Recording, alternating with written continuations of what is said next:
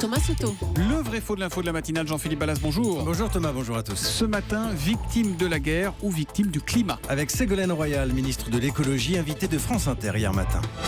Savez-vous qu'il y a plus de réfugiés climatiques aujourd'hui que de réfugiés dus au conflit et aux guerres?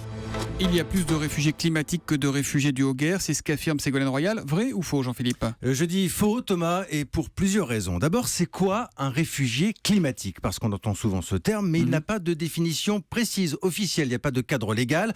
Je veux dire qu'à contrario, le statut de réfugié politique, lui, il obéit à toute une liste de critères. Alors dans le cas qui nous intéresse, on parlera plutôt de gens qui ont dû quitter leur maison, victimes d'ouragans, d'inondations, des gens qui ne sont pas forcément réfugiés, qui n'ont pas les moyens de quitter leur pays parfois, et qui sont déplacés à l'intérieur de leurs frontières. Bon d'accord, mais une fois qu'on a donné cette précision, Jean-Philippe, est-ce qu'ils sont plus nombreux que les réfugiés de guerre ou pas? Alors c'est ce qu'affirme un conseil pour les réfugiés, un conseil norvégien, souvent cité, qui nous dit que chaque année, plus de 20 millions de personnes sont déplacées à cause d'une catastrophe naturelle et qu'elles sont plus nombreuses que celles qui sont déplacées à cause d'une guerre. Vous n'avez pas l'air franchement convaincu, je me trompe? Alors, je vais être clair, je fais confiance plutôt à ce chiffre de plus de 20 millions, un chiffre impressionnant.